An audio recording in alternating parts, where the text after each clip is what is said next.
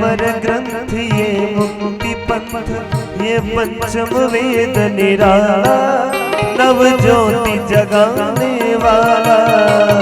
अमर ग्रंथ है मुक्ति पंथ, यह पंचम वेद निराला, नव ज्योति जगाने वाला। ये अमर ग्रंथ ये मुक्ति पंथ, ये पंचम वेद निराला, नव ज्योति जगाने वाला। अमर ग्रंथ है मुक्ति पंथ, यह पंचम वेद निराला, नव ज्योति जगाने वाला।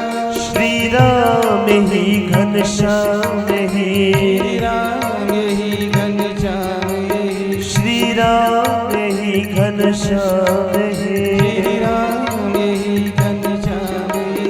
ये जगमंगल की आरती, पापियों को पाप से है तारती। श्री भागवत भगवान की है आरती, पापियों को पाप से है तारती। श्री भागवत भगवान की ये आरती, पापियों को पाप से है तारती। भगवान की है आरती, पापियों को पाप से है तारती। ये शांति गीत पावन पुनीत, पापों को मिटाने वाला, हरि भक्ति जगाने वाला। शांति दीप पावन पुनीत, पापों को मिटाने वाला, हरि भक्ति जगाने। ये शांति गीत पावन पुनीत, पापों को मिटाने वाला, हरि भक्ति जगाने वाला। शांति गीत पावन पुनीत, पापों को मिटाने वाला, हरि दर्शन कराने वाला।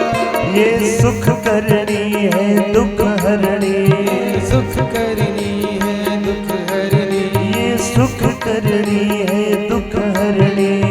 सुख करनी है दुख हरणी। ये मधुसूदन की आरती, पापियों को पाप से है तारती। श्री भागवत भगवान की है आरती, पापियों को पाप से है तारती। श्री भागवत भगवान की है आरती, पापियों को पाप से है तारती। श्री भागवत भगवान की है आरती, पापियों को पाप से है तारती।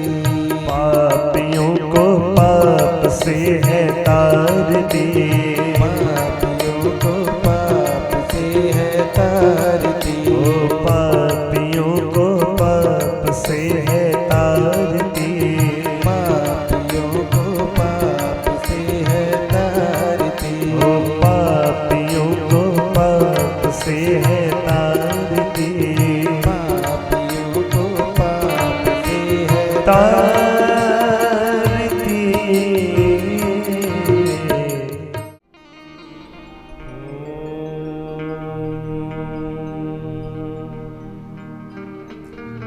स्वस्ति श्री गणेशाय नमः।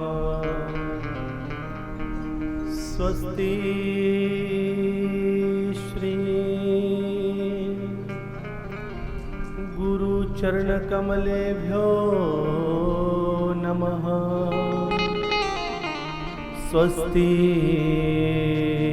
श्री गोपीजन वल्लभाय नमः।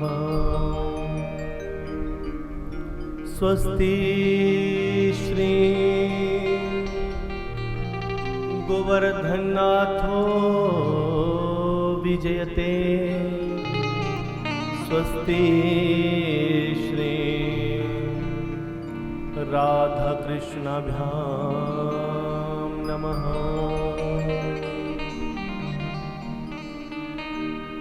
ॐ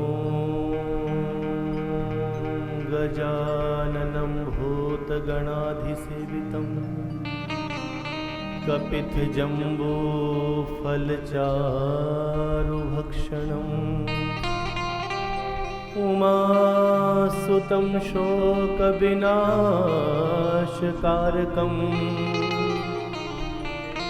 नमामि विघ्नेश्वरपादपङ्कजम्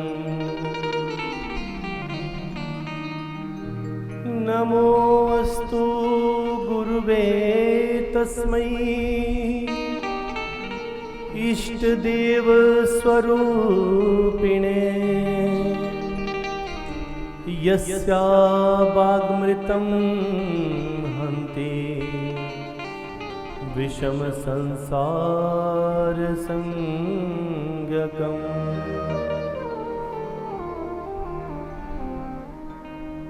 नारायणं नमस्कृत्यं नरं चैव नरोत्तमम् देवीं सरस्वतीं व्यासं ततो जयमुदीरयेत्।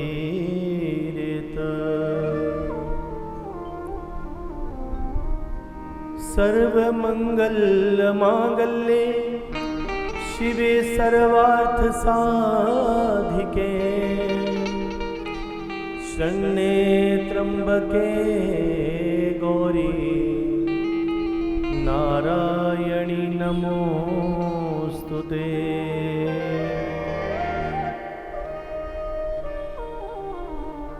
ओम न गंगा न गया काशी, न गंगा न गया काशी, पुष्करम न प्रयागकम् न तथा पावनं नृणाम यथा श्रीमद्भागवतम्।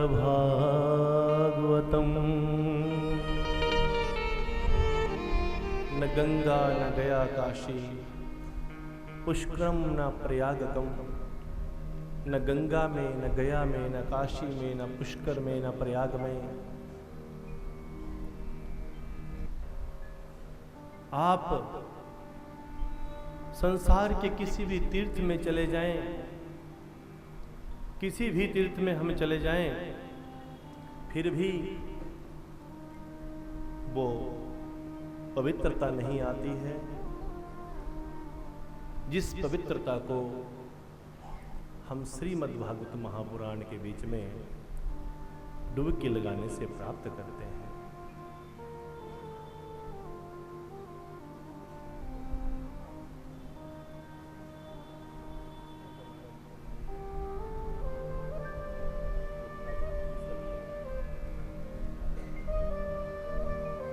बड़े प्रेम से तालियों के साथ स्वागत करेंगे, अभिनंदन करेंगे और श्रद्धेय श्री माधव कृष्ण जी महाराज वृंदावन की भूमि के बहुत ही कम आयु के हमारे व्यास, हमारे परम स्नेही और सतगुरु महाराज जी की कृपा के पात्र, इनका हार्दिक स्वागत, अभिनंदन, जोरदार तालियों के साथ आप स्वागत करें। महाराज जी को आसन दीजिए, बिठाइए, विराजमान कीजिए। श्री राधे।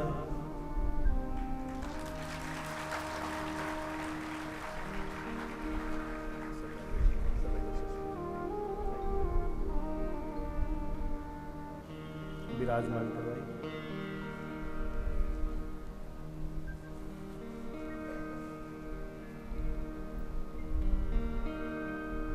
बांके बिहारी लाल की, कृष्ण कन्हैया लाल की, गोविंद गोपाल की।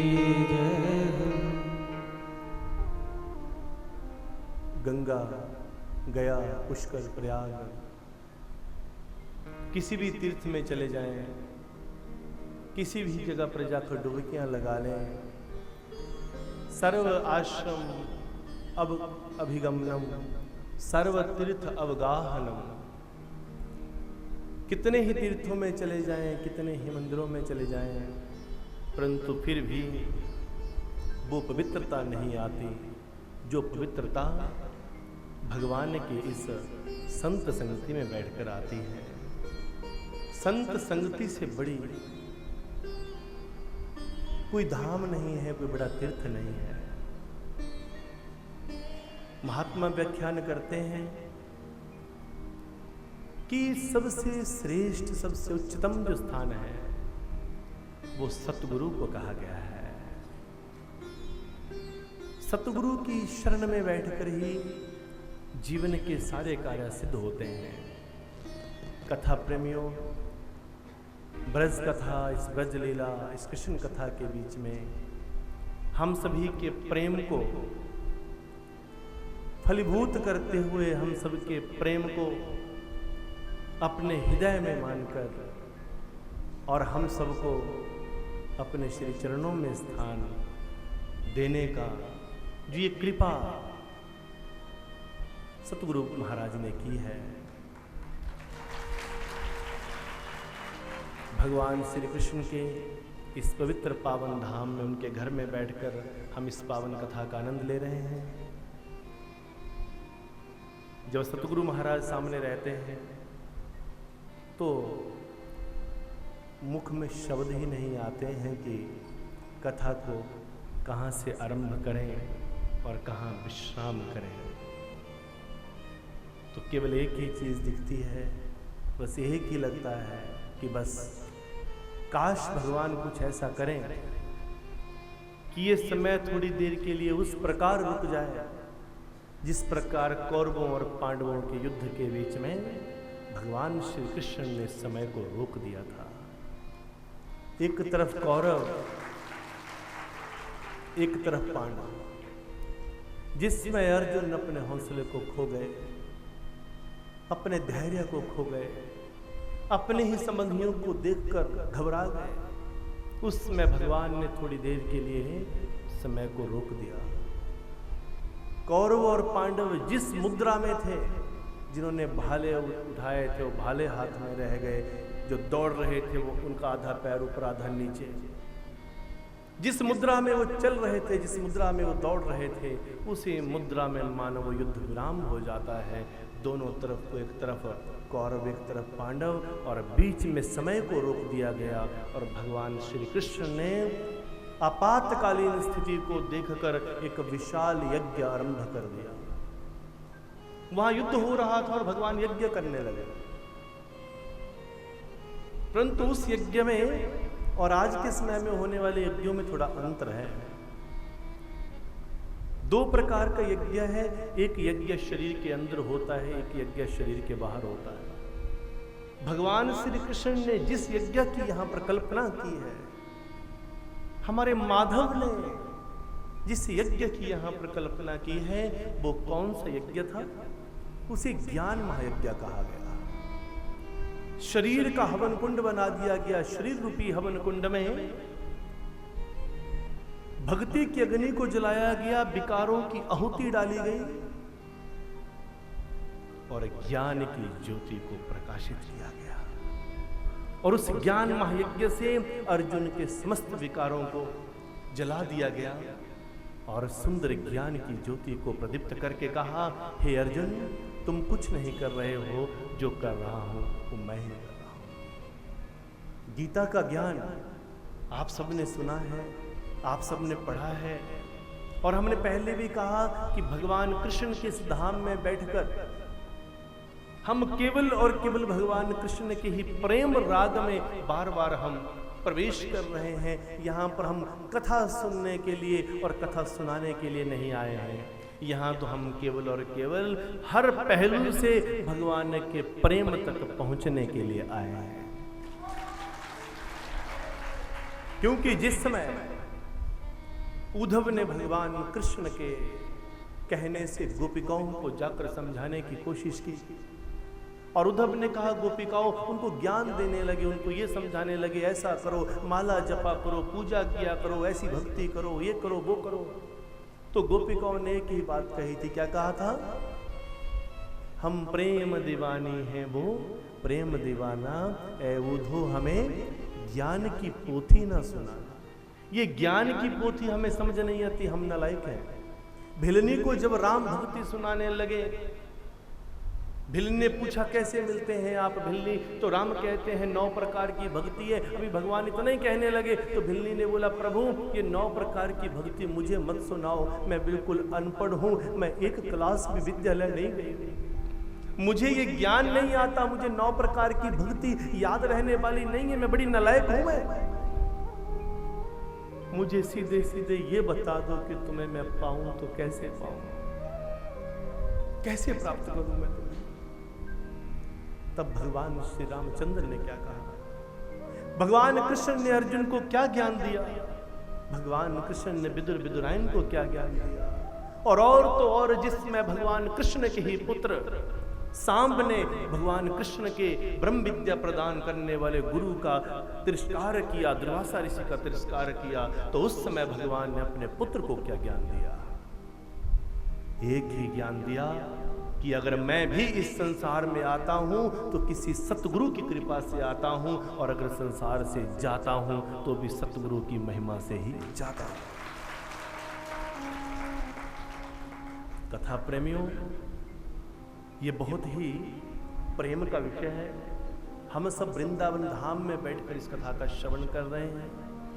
कहते हैं कि ब्रज की भूमि में और इन ब्रजवासियों में साक्षात भगवान कृष्ण विराजमान रहते हैं। सतगुरु महाराज पिछले कल अपने पावन सत्संग में कहे तो कृष्ण प्रेमियों, गुरु महाराज कहते हैं कि ब्रजवासियों के बीच में, इस ब्रजभूमि में, इस कण कण में वो कृष्ण समाया है। अरे भगवान कृष्ण का दर्शन पाने के लिए अगर सच्चे मन से आप इस धूलि को भी अपने माथे से लगा लें तो कृष्ण मिल गए।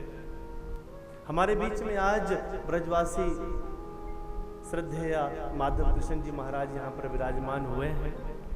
वैसे ये हमारे परम स्नेही शिष्य भी हैं और रिश्ते में हमारे वैसे भांजे भी लगते हैं। हाँ, हमारे भांजे भी लगते हैं। ब्रजवासी दर्शन हो रहा है और ब्रज की भूमि का आनंद आ रहा है, कृष्ण स्वरूप प्राप्त हो रहा है और सतगुरु का दर्शन हो रहा है। अभी हम गुरु महाराज जी का आशीर्वचन प्राप्त करेंगे, क्योंकि बहुत से लोग कल गुरु महाराज जी का आशीर्वाद लेने से रह गए, तो सबको मौका मिलेगा, उसके बाद हम कथा का आनंद लेंगे। अभी मैं सिर्फ 2 बातें कहना चाहूंगा कि सतगुरु की महिमा क्या है। आज मुझसे एक भक्त प्रश्न किए कि स्वामी जी मुझे ये बताएं कि आपके जो सेवादार खड़े होते हैं वो बार बार ये क्यों कहते हैं कि सामने से चलो, सामने से चलो, सामने से चलो।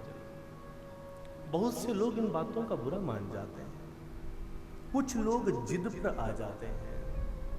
है तो प्रेम है, मैं आपके प्रेम को नकार नहीं रहा हूं, ये प्रेम है, प्रेम ही तो है सब कुछ। हर मंदिर में लिखा होता है कृपया मूर्ति को स्पर्श ना करें।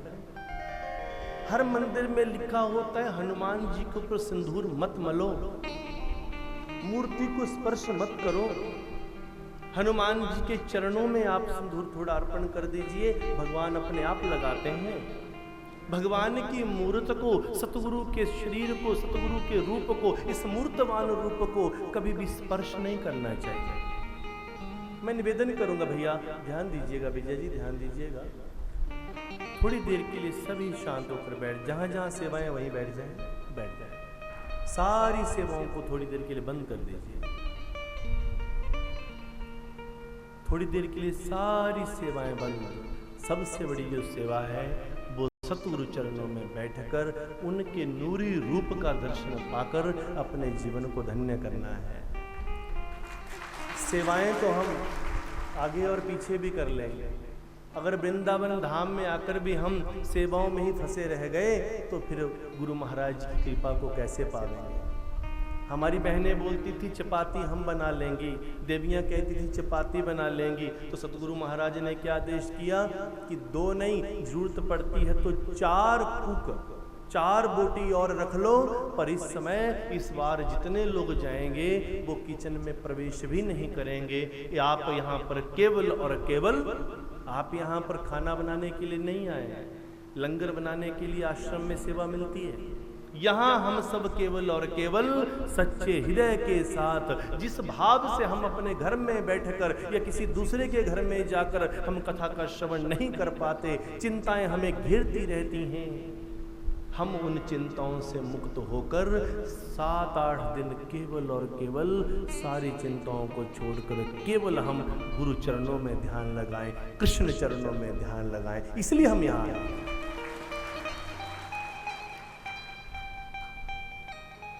तो क्या कहा कि सतगुरु का प्रश्न किया कि सामने से क्यों जाना चाहिए। कुछ भगत कहते हैं जी मुझे तो आगे से जाने नहीं दिया, पर उस सेवादार का अपना सामने से कोई आया तो उसको जाने दिया। अभी हमने उत्तर प्रदेश के कुछ 5-6 सेवादारों को बुलाया था, कुछ नियुक्त हुए हैं, नियुक्ति हुई है, कृपया आगे आ जाए। जो नियुक्त हुए हैं वो आगे आ जाए। जो 5-6 सेवादार नियुक्त हुए हैं उत्तर प्रदेश के, वो आगे आ जाए।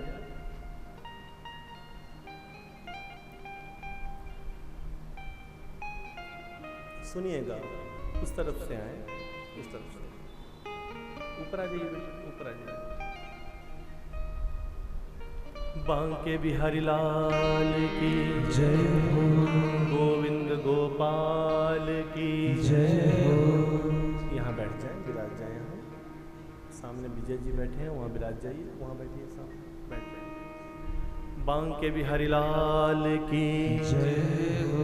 तो मैं गुरु चरणों में बैठकर 2 शब्द कहने चला। मानसी गंगा बालकांड का एक बड़ा सुंदर सा शब्द यहाँ पर प्रस्तुत करने जा रहा हूँ।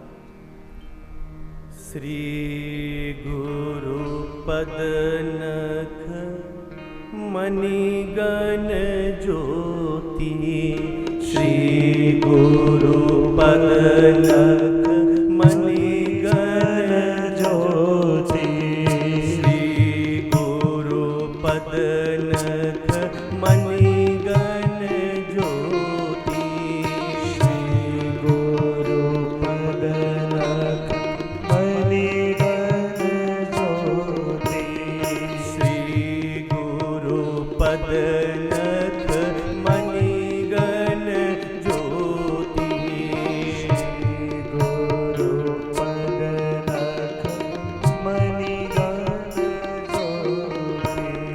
सुमिरत द्रव्या दृष्टिया होती, सुमिरत दिव्या दृष्टिया होती, श्री गुरु पद नख मणिगण ज्योति, श्री गुरु पद नख मणिगण ज्योति, श्री गुरु पद नख मणिगण ज्योति, श्री गुरु पद नख मणिगण ज्योति। श्री गुरु पद नख मणिगण ज्योति।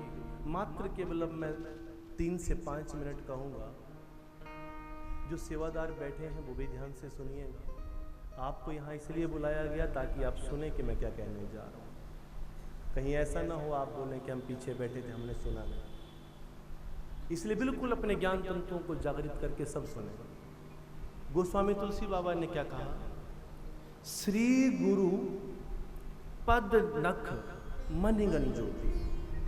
श्री गुरु के चरणों में, उनके चरणों के जो नाखून हैं, उनके पाद, श्री गुरु पद नख, उनके चरणों के जो नाखून हैं, उन नाखूनों में एक ऐसी मणि, एक ऐसी ज्योति विराजमान होती है।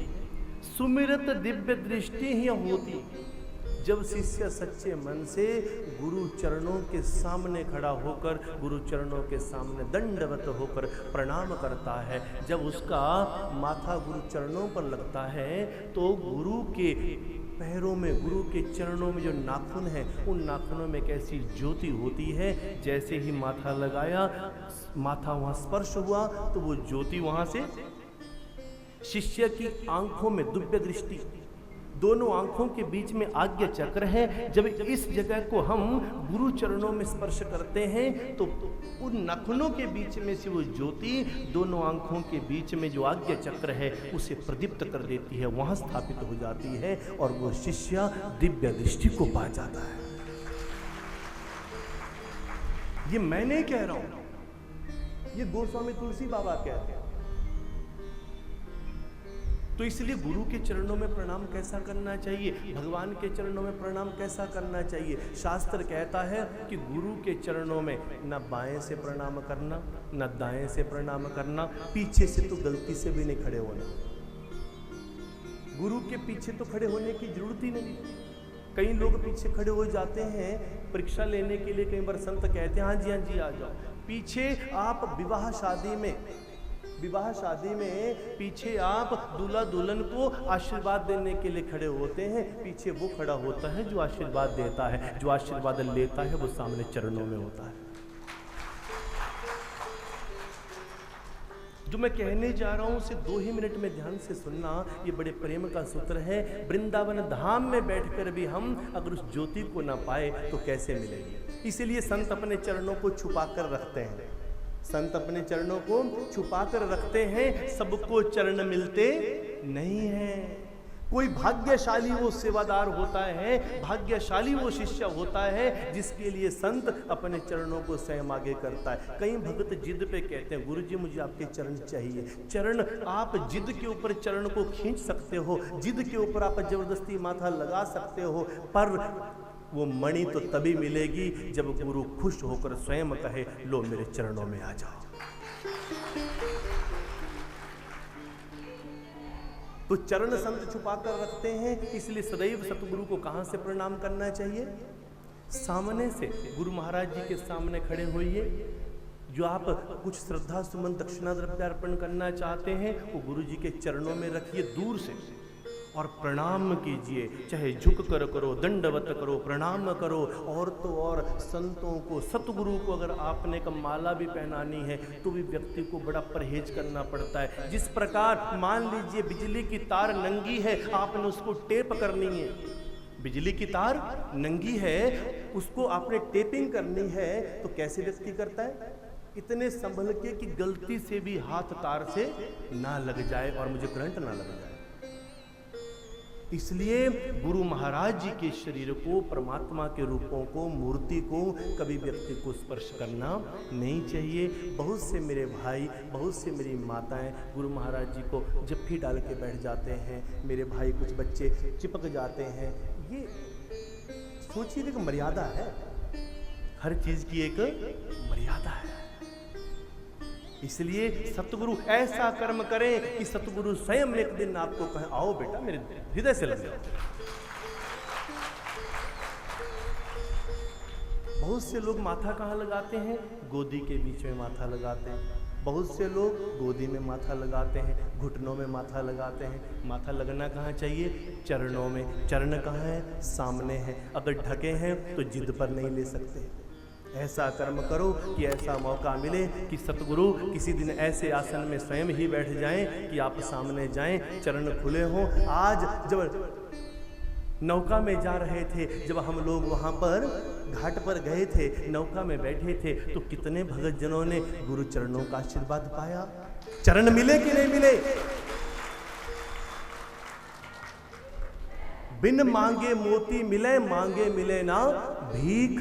बिना मांगे ही मिल गए, जिनको मिले चरण मिल गए। अब गुरु महाराज बैठे हैं आसन में, आप जबरदस्ती बोले गुरुजी चरण दे दो, गुरुजी चरण दे दो। बांके बिहारी लाल की। अगला प्रश्न अब इस अपने वक्तव्य को मैं विराम देने जा रहा हूं। जैसे कोई सेवादार है, मान लीजिए अभी आप 5 लोग यहाँ सेवा में रहेंगे, 3 लोग इधर 2 लोग इधर।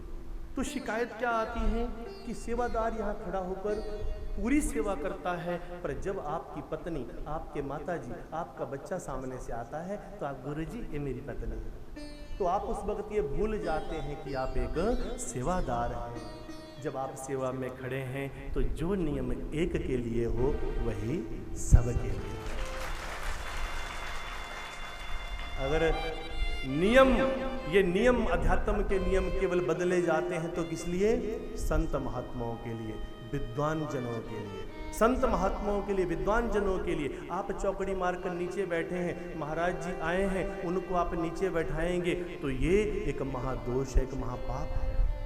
ये व्यास गद्दी का अपमान है, भगवान के रूप का अपमान है। भगवान की स्तुति जो हम कर रहे हैं रात दिन, उसका कोई फायदा नहीं है अगर हम संतों का सम्मान ना करें। ये नियम केवल और केवल संत महात्माओं के लिए। और आखिरी एक नियम आज से इस वृंदावन में एक सीख लेनी है कि जिंदगी में किसी भी सभा में जाएं, किसी भी कथा में जाएं, साधारण सभा हो तो भले ही कर देना ऐसा, पर जब कथा में बैठे हों तो मैंने एक चीज़ नोट की, कितनी मेरी माताएं बेचारी 1 घंटा पहले बैठ जाती हैं यहाँ आकर, 1 घंटा बैठ जाती हैं पहले गर्मी में कि गुरुजी आएंगे, हमारा नंबर पहला है। और फिर कुछ इतने समझदार भगत होते हैं वो पीछे से आएंगे और सबको ओवरटेक करके आगे बैठ जाएंगे। एक तरह से बोलूं तो ये बातें बोलनी नहीं चाहिए, पर दूसरी तरफ से बोलूं तो सतगुरु गुरु महाराज कहते हैं कि सिद्ध योगी धाम की विशेषता क्या है। आज दुनिया में हजारों लाखों संस्थाएं हैं, पर सत्य कहने का जो जुनून है वो हर संत में होता नहीं है। किसी को ओवरटेक करना, किसी की भावना का खिलवाड़ करना, जो माता 2 घंटे से यहाँ बैठी है आप उसको ओवरटेक करके उसके आगे बैठ जाते हैं, ये महापाप है, महादोष है। बाद में आकर चुपके से पीछे बैठ जाना। इतनी सुंदर वाइट बेडिंग की यहाँ मैटिंग की हुई है, वाइट चादर बिछी है, बोला चादर पे नहीं जगह मिली आगे ही बैठ जाएंगे, कोई बात नहीं, पर बैठेंगे आगे। बांके बिहारी लाल की, गोविंद गोपाल की, कृष्ण कन्हैया लाल की। तो कथा प्रेमियों आइए, गुरु महाराज जी के चरणों में मैंने क्या कहा, ज्योति, उस ज्योति को पाने के लिए चलते हैं। बड़े प्रेम से हम लगभग 15 से 20 मिनट का समय आपके पास रहेगा। आज की सेवा, आज का पूरा के पूरा ये स्टेज व्यास गद्दी उत्तर प्रदेश के सेवादारों को सौंपी जा रही है। गुरु महाराज जी की विशेष आज्ञा से, विशेष प्रेरणा से आज आप सेवा में यहाँ पर विराजमान रहेंगे। नियम क्या है कि सतगुरु के चरणों में प्रणाम कहाँ से करते हैं? गुरु महाराज के सामने यहाँ प्रणाम कीजिए। आप हमारे जैसे दास से मिलना चाहते हैं, हमें प्रणाम करना चाहते हैं, हमारी जगह यहाँ सामने से प्रणाम कीजिए। सच्चे हृदय से आप अरदास कीजिए। और वैसे कहते हैं हाथी के पाँव में सबका पाँव। अगर आपने गुरु महाराज जी का आशीर्वाद पा लिया तो हमारे जैसों की तो जरूरत ही नहीं है। बांके बिहारी लाल की, बांके बिहारी लाल की। तो मैं समझता हूँ कि 15 से 20 मिनट का समय आपके पास रहेगा।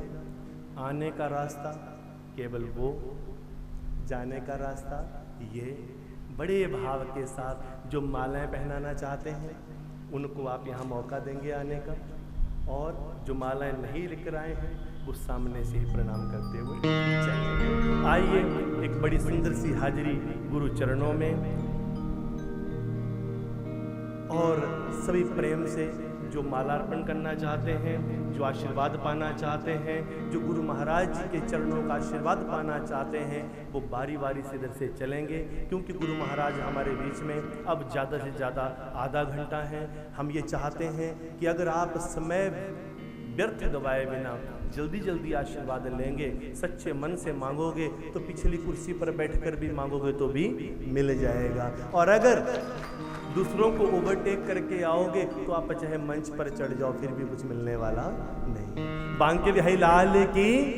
तो आइए, एक प्यारी सी हाजिरी आचार्य जी के मुखारविंद द्वारा भाव के साथ हम गुरु चरणों में प्रस्तुत करेंगे, और जो आशीर्वाद लेना चाहते हैं वो बारी बारी से चलेंगे। सेवादार अपनी सेवाओं पर खड़े हो जाएंगे।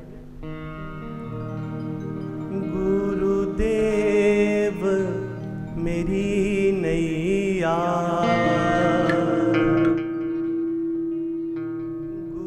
गुरुदेव मेरी नैया,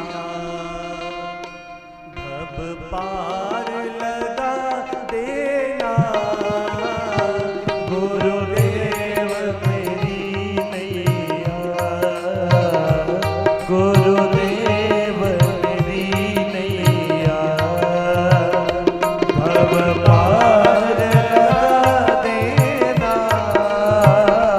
गुरुदेव मेरी नैया, गुरुदेव मेरी नैया, भव पार लगा देना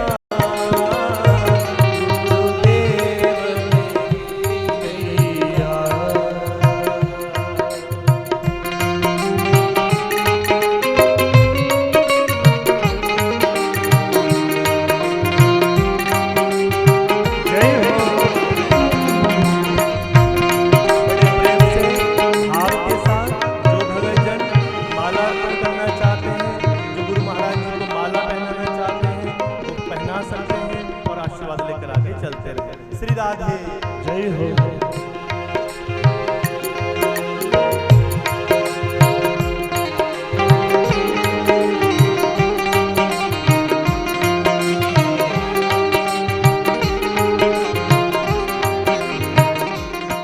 जय श्री राधे, जय जय श्री राधे, जय जय श्री राधे, जय जय श्री राधे। पूज्य गुरु महाराज जी के पावन सानिध्य में सभी भक्तजनों का कल्याण हो और सभी के ऊपर गुरु महाराज जी की कृपा बनी रहे। पूज्य श्री माधव कृष्ण जी महाराज यहाँ पर विराजमान हुए हैं, वो सतगुरु महाराज जी का आशीर्वाद प्राप्त करें। कृपया गुरु चरणों में आए। वृंदावन वांके बिहारी लाल की जय हो। श्री बाल कृष्ण महादेव की जय हो। आज आप देख रहे हैं कि किस प्रकार से बाल कृष्ण के साथ महादेव का वास आपने देखा। कल मेरे मधुसूदन बाल रूप में हमारे बीच में स्वामी जी के मुखारबंद से हमने श्रवण किया कि कैसे महादेव की अपार कृपा से वृंदावन की धरती पर बाल गोपाल जी का पदार्पण हुआ। परम पूज्य पिताश्री वासुदेव जी ने जिस यमुना घाट पे आप आज भी विचरण कर रहे थे, आपने देखा उस खौलती हुई नदी में क्या कोई हिम्मत कर सकता है कि एक अपने नव शिशु को जो मात्र अभी कुछ ही मिनटों में पैदा हुआ हो, उसे इतनी भारी नदी में से होके ले जा सकता है? कोई हिम्मत कर सकता है? नहीं। ये सारी हिम्मत केवल और केवल भगवान के भजन और चिंतन से होती है। आपने देखा कि किस प्रकार से जन्म हुआ, लेकिन उस जन्म के पीछे घटनाक्रम क्या हुआ। उसी समय यहां योग माया का जन्म होता है। कहां? गोकुल में योग माया। आप गए योग माया मंदिर में गए आप? तब मैं थोड़ा सा आपको याद करवा रहा हूं वो योग माया कौन है। यहां योग माया जी जन्म लेते हैं और वहां मेरे कान्हा का जन्म होता है। जो भगवान के भगत होते हैं उनकी शुद्ध बुद्धि में परिवर्तित हो जाती है, और जो भगवान के शत्रु होते हैं उनकी शुद्धि और बुद्धि दोनों खत्म हो जाती है। जैसे ही भगवान का जन्म हुआ तो आपने सुना है कि जेलों के दरवाजे खुल जाते हैं स्वतः ही। देखी आपने जेल भी देखी, माता ने देखी। जय श्री राधे। याद करना उस जेल के अंदर की जहां आपने दर्शन किया, वहां मेरे कन्हैया का जन्म हुआ। लेकिन माता देवकी को पूर्व जन्म में दिया हुआ वचन निभाने के लिए मेरे माधव को जेल के अंदर जन्म लेना पड़ा। ये कर्म गति है। कर्म कभी भी समाप्त नहीं होते। आज स्वामी जी महाराज ने अभी थोड़े ही समय पहले आपको कहा कि गुरु जी को छूना नहीं है, कई भक्तों को बुरा भी लगा होगा, लेकिन मुझे सच में पता है कि मेरी माता मुझे जोर से गले लगाना चाहती है। मैं जानता हूं आपके अंतर्मन को, मुझे पता है कि आप चरण स्पर्श करना चाहते हो। मुझे सब भक्तों के हृदय चक्कर का पता है। ये क्यों है? ये प्रेम का विषय है। तो स्वामी जी सोचते हैं कि मुझे गले नहीं लगाते हैं तो भक्तों को भी गले ना लगाएं। लेकिन आपने, स्वामी जी आपके गुरु हैं, इसलिए इनकी आज्ञा का पालन आपको करना होगा।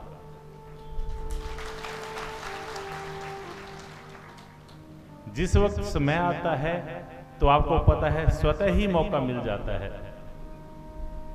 हर भक्त को मौका मिला। नावा पे जब आप नाव पे बैठे थे, विराजमान हुए थे आप लोग, इतना आनंद कभी आया जीवन में? नहीं आया। जो कल आनंद आया था वैसा आया कभी? नहीं आया।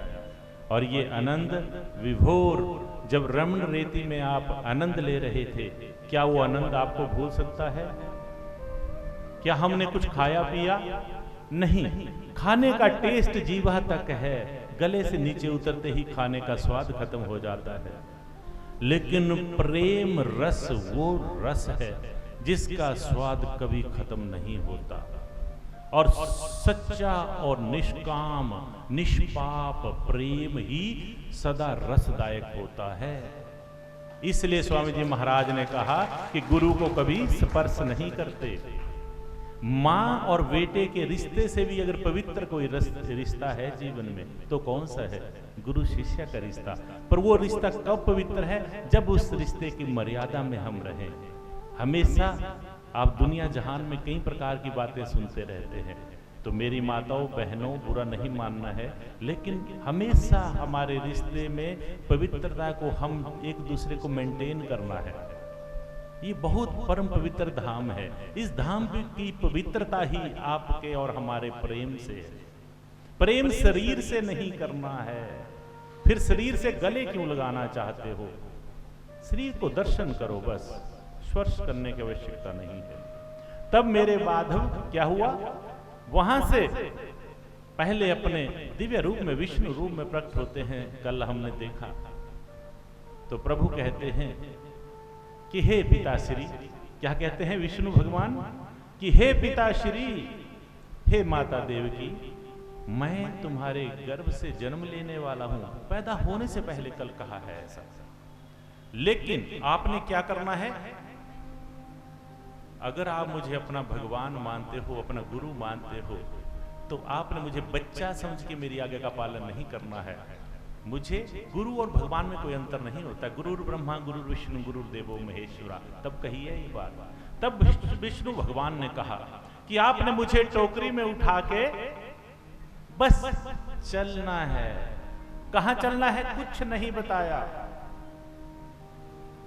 और पिताश्री को यह पता भी नहीं चला कि मैं अपने शीश पे अपने नन्हे बालक को लेके इतनी बड़ी यमुना नदी को पार करने चला हूं। मैंने क्या कहा? जब भगवान से तार जुड़ जाते हैं तो मनुष्य को रास्ता ढूंढने की आवश्यकता नहीं रहती, रास्ते अपने आप बनते चले जाते हैं। यही इस कथा का सार है। आपको विचार नहीं करना पड़ेगा कि मैंने वृंदावन जाना है, स्वतः ही रास्ता बन जाएगा, स्वतः ही माहौल बन जाएगा। किसी ने बताया था कि हम वृंदावन में आके ऐसी लीलाएं करेंगे, पता था किसी को? आज विजय जी कह रहे थे कि गुरुजी ऐसा पता ही नहीं था। अरे जिसका पता हो वो प्रेम रस नहीं। जब वहां से कान्हा आते हैं तो यमुना नदी का सारा वृत्तांत आपने सामने देखा, किस प्रकार से यमुना मैया में आज भी वही उफान है। देख रहे थे आप? वो उफान हमेशा है मैया में। मैया स्पर्श करना चाहती है और मैया ने स्पर्श किया। उसके बाद क्या हुआ? वहां से भगवान आ रहे हैं और जैसे ही गोकुल में पहुंचते हैं तो वहां क्या देखते हैं कि योग माया ने अपनी योग माया रच दी। योग माया बहुत बड़ी रचना है। ये जो हम सब थक नहीं रहे हैं, ये किसका प्रभाव है? भगवान कृष्णा की योग माया का प्रभाव है। ये है योग माया। आपको थकावट नहीं हो सकती, पर जब तक हमारा मन पवित्र रहेगा तब तक। उसके बाद योग माया को वसुदेव जी महाराज उठाते हैं और कान्हा कन्हैया को वहां लेटा देते हैं। और वहां क्या विचित्र घटना घटी कि मां यशोदा गहरी निंद्रा में चली गई है, तो योग माया निंद्रा भी देती है। जब भक्ति में बैठने लगते हैं तो योग माया निंद्रा देती है। ये है वो योग माया। लक्ष्मी रूप भी वही है, साक्षात चंडिका वही है, उसी ने संहार किया दशरथ। जब आप देखेंगे भगवान अपने स्वरूप में गोकुल धाम में आ जाते हैं, माता यशोदा को कुछ ही क्षणों के बाद जाग आती है, लेकिन माता यशोदा को यह पता नहीं चलता है कि मैंने पुत्री को जन्म दिया या पुत्र को जन्म दिया। अर्थात इसका अर्थ समझना, पुत्र और पुत्री में कोई भी भेद नहीं है। वृंदावन वांके बिहारी लाल की जय हो। वो ईश्वर अपने तरीके से पुत्र भी बना सकता है, पुत्री भी बना सकता है। पुत्री है तो योग माया है, पुत्र है तो कान्हा है, दोनों में कोई कमी नहीं है। तो भक्तों, कंस के मन में विचार आया, जब आकाशवाणी हुई कि हे राजा कंस, तेरा बद्ध करने वाला जन्म ले चुका है। कंस घबरा जाते हैं और अपनी सारी शक्तियों का आह्वान करते हैं कि मैं किस शक्ति का प्रयोग करूं। गोकुल के ऊपर, वृंदावन के ऊपर अगर शक्ति काम करेगी तो एक ही शक्ति काम करेगी, और कोई गोकुल धाम वृंदावन ब्रज की भूमि को हरा नहीं सकता।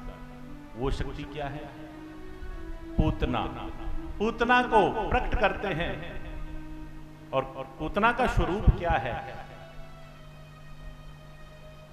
पहाड़ के समान ऊंची नथुने पूतना के ऐसे हैं जैसे बड़ी बड़ी गुफाएं। वो कोई साधारण स्त्री नहीं थी। पूतना का अर्थ क्या है? पूत पवित्रता होता है ना, जहां पवित्रता नहीं उसे पूतना कहा गया। आज हम सब के घरों में जहां जहां शुद्धि नहीं है, इस शरीर रूपी घर में जहां शुद्धि नहीं है, वहां पूतना का वास हो जाता है। कथा के बीच में भी हम कथा श्रवण के लिए आए हैं, लेकिन नाराज होने लग जाते हैं, छोटी छोटी बातों पे हमें दुख होने लग जाता है। वो क्या प्रभाव है? वो पूतना का प्रभाव होता है। पवित्रता नहीं रहती हमारे हृदय चक्र में। तो उस पूतना को राजा कंस एक छोटे से बाल को वध करने के लिए भेजते हैं। जैसे ही पूतना आसमान में आती है, तीव्र गड़गड़ाहट की आवाजें आती हैं, सारे गोकुलवासी डर जाते हैं। लेकिन मेरे कान्हा वहां भी बड़े प्रसन्न रहते हैं, क्योंकि भगवान के लिए कोई राक्षस नहीं है, कोई दानव नहीं है, कोई मित्र नहीं है, कोई शत्रु नहीं है। भगवान उसे कहा जाता है जिसके लिए सब सम है। उसके लिए ऐसा नहीं कि यूपी वाला ज्यादा प्रेमी है, हिमाचल वाला प्रेमी है, या मथुरा वाला प्रेमी है, वो प्रेमी है, सब सम है। इसे कभी ऐसा मन में भाव मत लेना कि स्वामी जी महाराज को ये ज्यादा चीज है, ये ज्यादा चीज है। नहीं, सभी बराबर है। वो अलग बात है कि कभी किसी की सेवा यहां है, किसी की वहां है, किसी की वहां है।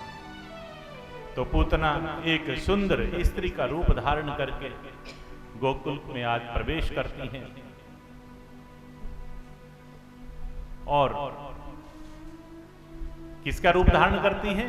यशोदा मैया की एक बड़ी देवरानी का रूप धारण करती हैं, और बड़ा सुंदर रूप है उनका। देवरानी मूर्छित हो जाती हैं और उनका रूप धारण करके पूतना प्रवेश करती हैं।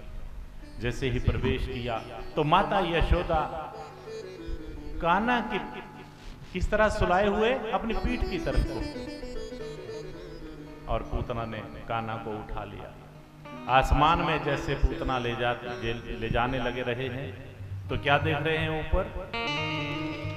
कान्हा को मां की इच्छा की, मां है वो भी। हमारे लिए पूतना हो सकती है, कंस के लिए पूतना हो सकती है। मैं वही तो कहता हूं कि माताओं की इच्छा करती है कि हम अपने गुरुजी को, क्योंकि मैं आपके पुत्र की तरह हूं। कई माताएं तो मेरे पास तब आती हैं जब मैं 15 साल का था, 10 साल का था, तो आपकी इच्छा करती है मैं आपको गुरु दिखता ही नहीं, तो वो तो भगवान हैं, जगत के पालनहार हैं। उनके लिए पूतना के अश्रु पसीज जाते हैं कि अरे ये तो मुझे बच्चे की तरह लग रहा है। और उसे बाल्य भाव मन में लेके, बाल भाव मन में लेके हृदय चक्कर से लगाती हैं और कान्हा को दूध पिलाना शुरू कर देती हैं। लेकिन देखते ही देखते आसमान में ले जाती हैं पूतना, भयंकर शक्ति है। लेकिन ये आज तक पता नहीं चला कि पूतना को भगवान ले गए या भगवान पूतना को ले गए। दुनिया कह रही है कि पूतना भगवान को ले जा रहे हैं, लेकिन सही अर्थों में भगवान पूतना जी को ले जा रहे हैं। और भक्तजनों, कुछ ही क्षणों में पूतना को एक जंगल के बीच में प्रभु उतार देते हैं और पूतना अपने प्राण पंखेरु पूतना के उड़ जाते हैं। वृंदावन वांके हरि लाल की जय। वहां भी आप गए होंगे, पूतना मैया के भी दर्शन किए होंगे। जब मां कहा भगवान ने तो पूतना जी सामने प्रकट हो जाती है। जब प्रभु से स्पर्श हो जाता है तो अब वो पूतना नहीं है, वो भी देवी स्वरूप में आ गई। उनकी भी आज देखो पूजा है। जो भगवान से जो जो स्पर्श करके चलते हैं वो भगवान के हो जाते हैं, भगवान के धाम को चले जाते हैं। तब मैया ने वरदान मांगा कि हे प्रभु, मैंने आपको पहचानने में भूल की। हे जगत के पालनहार, मुझे जब आपने मैया कहा तो मुझे कुछ वरदान दो, ताकि कलयुग के बीच में मेरा वास हो।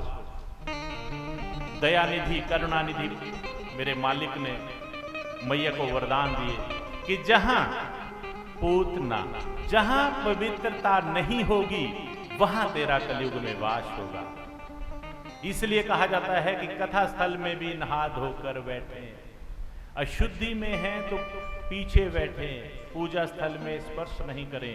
कि और दूसरा वरदान क्या बोला कि जिसके घर के अंदर रात्रि के समय लहसुन और प्याज के छिलके रहते हैं वहां मेरा वास होगा। ये भगवान ने उनको एक और वरदान दिया। और जो माता 6 माह से पहले पहले अपने बच्चे की तरफ को पीट करके सोती है वहां भी पूतना का वास होता है। आप देखते हैं कई बार हमारे बच्चों में कई प्रकार के विकार उत्पन्न हो जाते हैं, डॉक्टरी इलाज से ठीक नहीं होते, लेकिन इसका उसी को पता चलेगा जो तन लागे सो तन जाने। जिसके ऊपर प्रभाव होता है तब पता चलता है कि नहीं पूतना क्या है।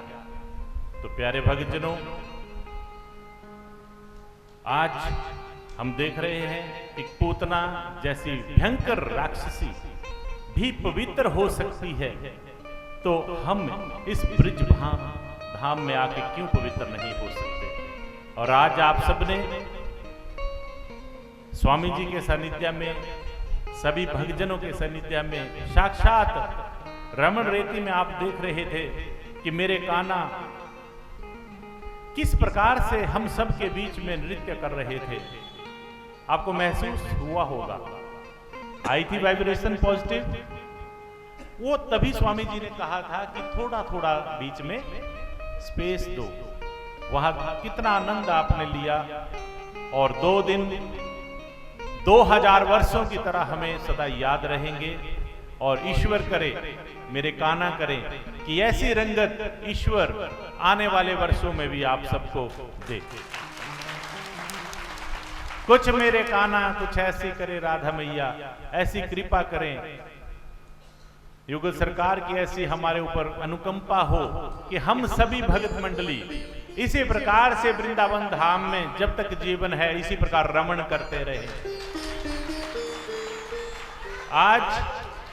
आज वृंदावन की धरती बड़ी आनंदित है, क्योंकि यहाँ वृंदावन की धरती पे रमण रेती करते हुए और अन्य स्थानों के दर्शन करते हुए, यमुना मैया का स्पर्श करते हुए आज पूर्ण आनंद की अनुभूति सभी ने प्राप्त की है। और ये वर्षों के बाद हुआ है।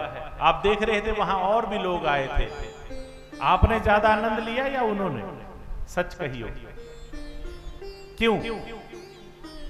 क्योंकि आपके हृदय चक्र में प्रेम के साथ भक्ति का भी पौधा उगा हुआ है।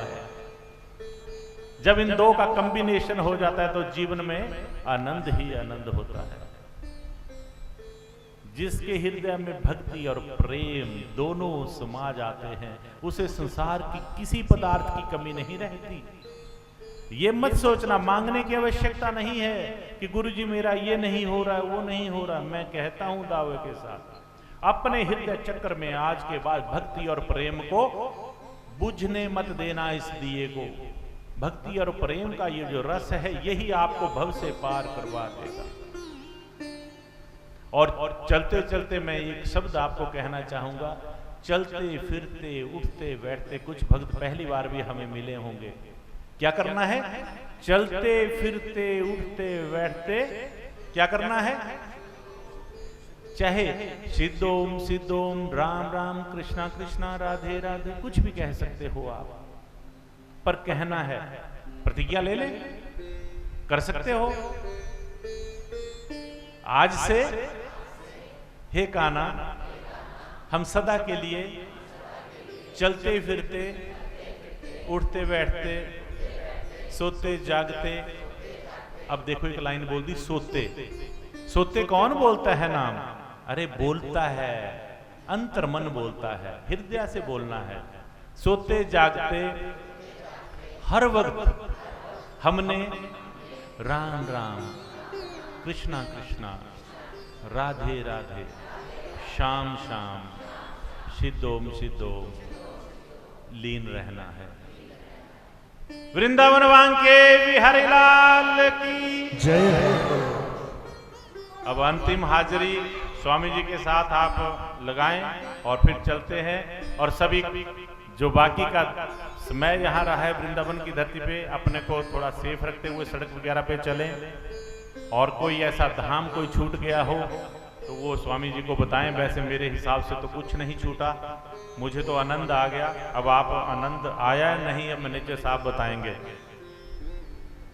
या आशाराम जी बताएंगे, मैं तो दो को ही पूछता हूं।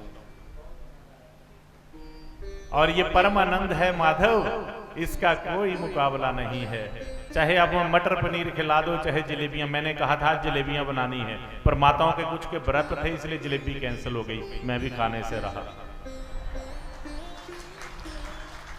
मैं तो अपने चक्कर में कहा था कि जलेबियां बना दो, अब मुझे क्या पता, मैं तो व्रत तोड़वा देता हूं, पर मुझे पता नहीं चला किस किस ने किया है व्रत।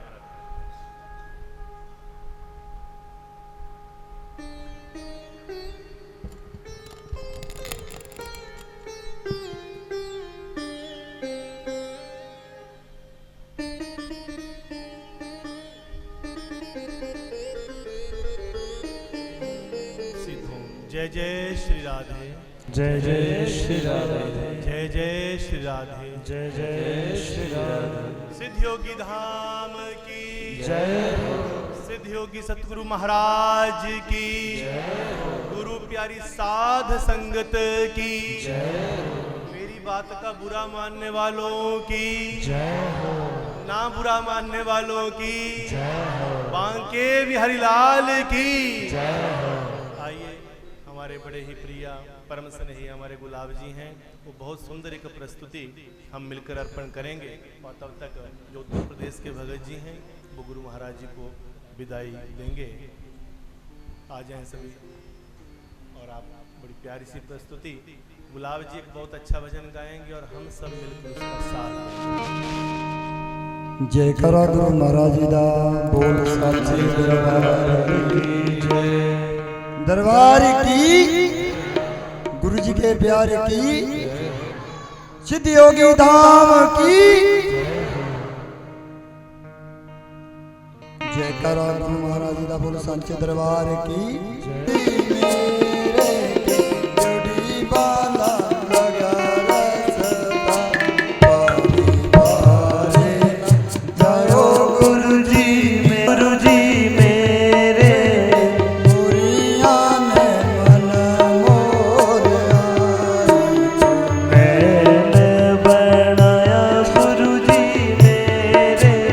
बनाया गुरु जी मेरे, ओ मोरिया ने मन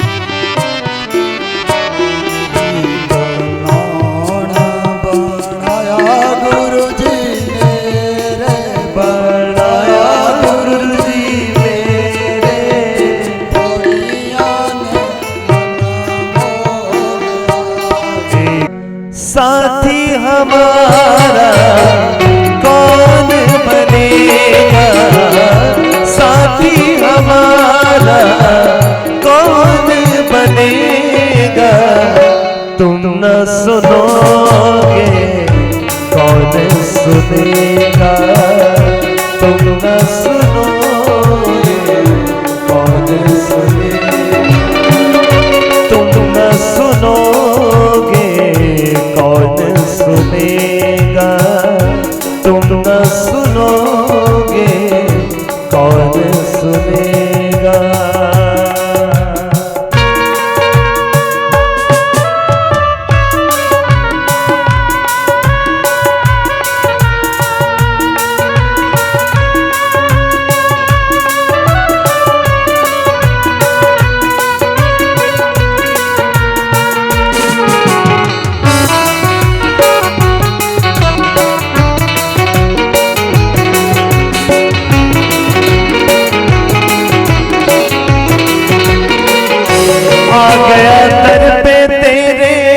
सुनाई हो जाए, आ गया दर पे तेरे सुनाई,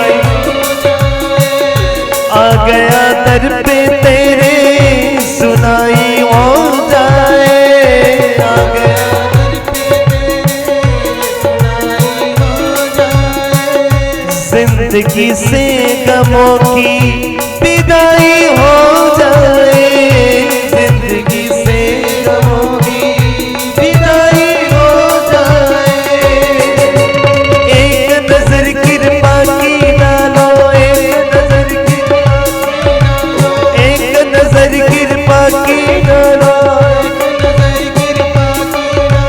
मानूंगा एहसान, मैं मानूंगा एहसान, मेरा भी बेड़ा पार लगेगा, पर तुम न सुनोगे कौन सुनेगा, तुम न सुनोगे, तुम न सुनोगे कौन सुनेगा,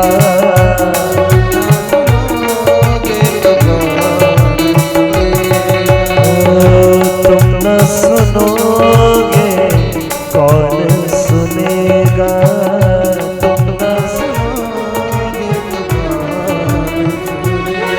मेरे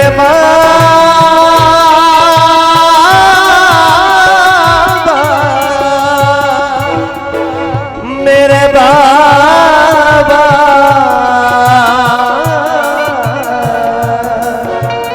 मेरे बाबा,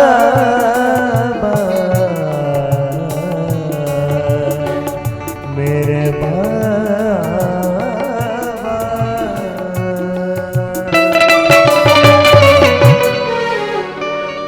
बोलिए श्री सद्गुरुदेव भगवान की।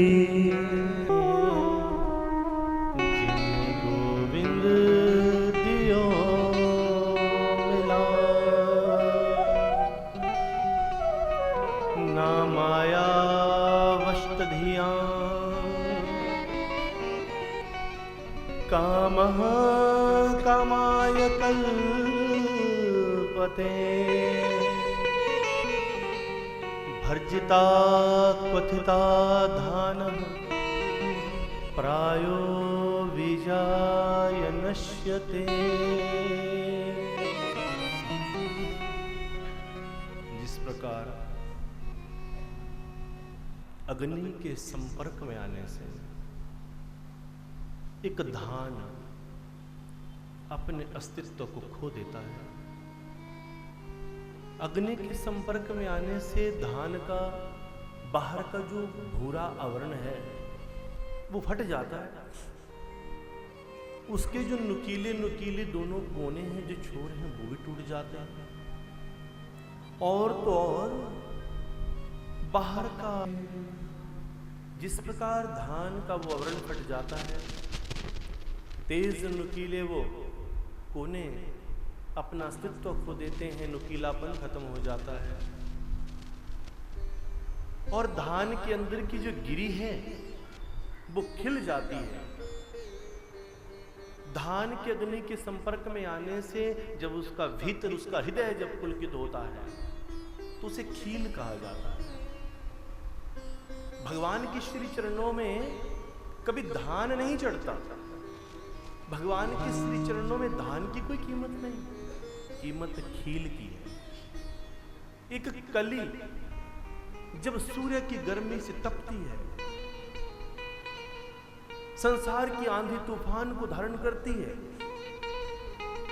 और इस संसार की आंधी तूफान को धारण करने के बाद, सारी गर्मी सर्दी को सहन करने के बाद, इन हर प्रकार के विपरीत परिस्थितियों को सहन करने के बाद जब ये कली फटती है, उसका हृदय जब पुलकित होता है तो फूल बनता है।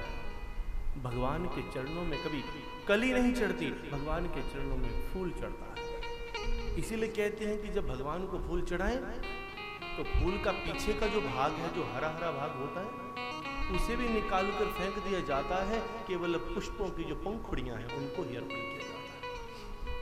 इसलिए कहा भर्जिता कथता धाना प्रायो विजाय नश्यते। इस प्रकार से अग्नि के बीच में भुज जाए कि उसका बीज ही समाप्त हो जाए और दूसरी बार उससे कभी किसी धान की उत्पत्ति ना हो। धान से जैसे बार बार अगली फसल बनती है, वैसे ही ये जीवात्मा अगर परमात्मा की नहीं होती है तो इस शरीर के कर्मों के द्वारा हम बार बार अगली योनियों में आते हैं। भगत जनों, हमने पहले भी कहा कि जिंदगी में सब कुछ मिल जाता है पर सच्चे गुरु की शरण नहीं मिलती। इसीलिए तो बड़े से बड़े जो विद्वान हैं, बड़े से बड़े जो ऋषि मुनि हैं, बड़े बड़े जो कथाकार हैं, वो भी अपने सतगुरु के चरणों में बलि बलि जाते हैं। जो हमें हारमोनियम सिखाता है वो भी गुरु है, जो हमें गाड़ी सिखाता है वो भी गुरु है, जो हमें किसी भी विद्या को सिखाता है वो भी गुरु है, जो हमारे ब्राह्मण विद्वान जनों को कर्मकांड सिखाते हैं वो भी गुरु है, जो विद्यालय में पढ़ाते हैं वो भी गुरु है। परंतु अध्यात्म में सबसे ऊंचा जो स्थान है वो आध्यात्मिक गुरु का कहा गया है। और आध्यात्मिक गुरु का अर्थ क्या है? जो हमें पूजा पाठ नहीं, माला जपना नहीं, राम कृष्ण जपना नहीं, ये नहीं सिखाता सतगुरु। राम कृष्ण जपना, मालाएं जपना, ये आचार्य लोग सिखाते हैं, ऋषि मुनि सिखाते हैं, त्यागी तपस्वी सिखाते हैं। परंतु सतगुरु क्या सिखाता है? सतगुरु माला जपना नहीं सिखाता, सतगुरु राम जपना नहीं सिखाता, सतगुरु तो राम को पाना सिखाता है। राम को पाते कैसे?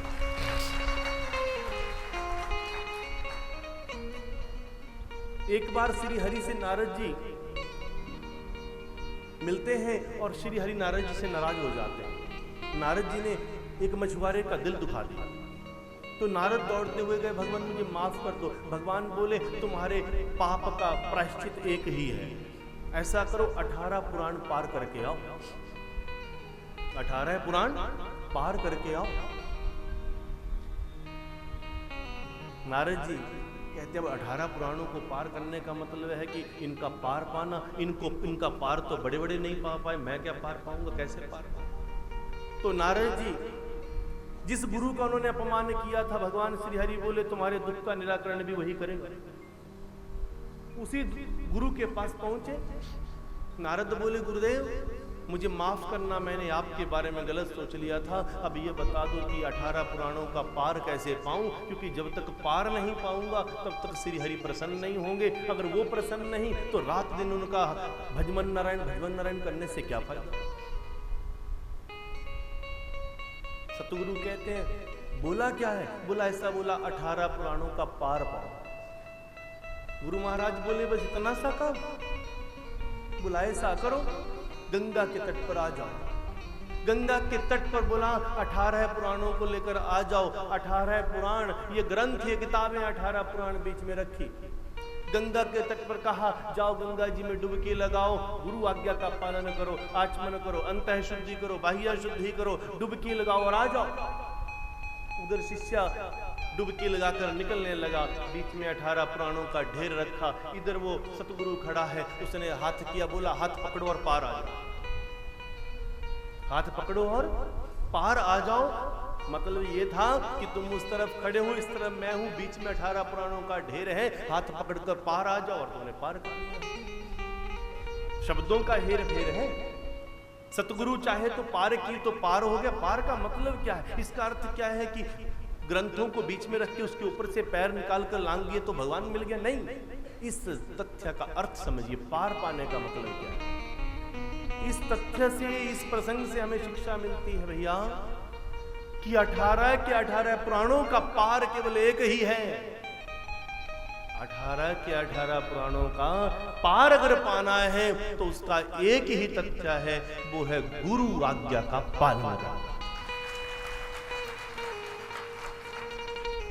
गुरु अगर गलत भी बोल देवे तो उसका दंड गुरु को मिलेगा, शिष्य को नहीं मिलेगा।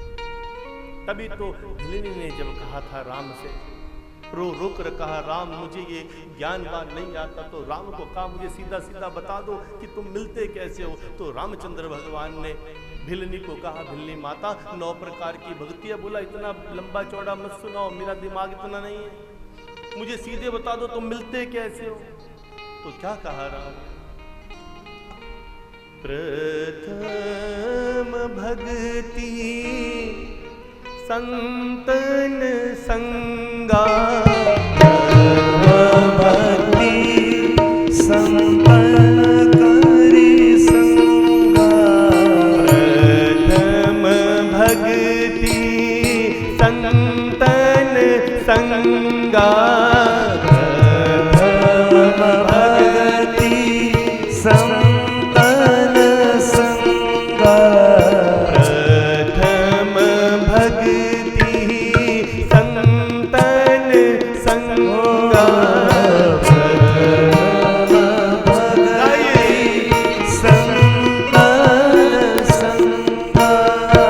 दूसर भक्ति मम कथा प्रसंगा। दूसर भक्ति मम कथा प्रसंगा। दूसर भक्ति मम कथा प्रसंगा। दूसरी भक्ति कथा प्रसंगा। प्रथम भक्ति संतन संगा, प्रथम भक्ति गुरु चरण अनुराग कर लिया।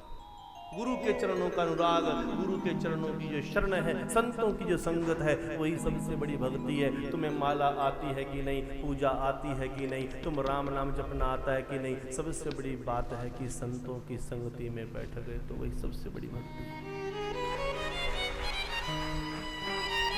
और दूसरी भक्ति में यार, दूसरी भक्ति मम कथा प्रसंग, मेरी कथा का जिसने श्रवण कर लिया, वही जिस समय भिलनी ने ये सुना, जब राम पत्ते पत्ते से पूछ रहे थे, कल कल से पूछ रहे थे कहां गई मेरी सीता। हे खग मृग हे मधुकर श्रोणी, तुम दिखया सीता मृग नयनी। तुम दिखया बिन कल न परत है, तड़प तड़प जित जासी। गोभीन्द्रिय भक्ति रसम पिबती इति गोपी। जब रामचंद्र रो रहे थे तो वहां दंडकारण्य वन में जितनी स्त्रियां थी, और तो और पेड़ पौधे पशु पक्षी भी, और वो दंडकारण्य वन की स्त्रियां रो रही थी। कौन वैसी अभागिनी है जिसको इतना प्यार करने वाला पति मिला है, और वो इसकी आवाज को सुन क्यों नहीं रही है? ये बेचारा उसके लिए तड़प रहा है और वो कहां छुपी बैठी। काश हमें अगर ऐसा प्यार करने वाला पति मिल जाए तो हम तो एक आंसू ना आने दे उसकी आंख में। खुद चाहे पूरी जिंदगी बैठ कर रोती रहेगी, पर उसकी आंखों में एक आंसू आने नहीं देंगे। भगवान कहते हैं मैं मन में कही हुई बात को भी सुन लेता हूं। इसलिए तो भगवान ने 7 वर्ष की आयु में गोवर्धन को उठाया था। ज्यादातर जो कैरेक्टर द्वापर में आए हैं वो त्रेता का ही तो प्रतिफल है। जब रामचंद्र जी पुल बना रहे थे तब भी ऐसे हुआ था। यही दंडकर्ण्या वन की जो स्त्रियां हैं जो कह रही थी ऐसा प्यार करने वाला पति हमें मिल जाए तो हम एक आंसू ना उसको बहाने देंगी। भगवान ने कहा मैं तुम्हारी बात सुन रहा हूं, पर कहां दिल से।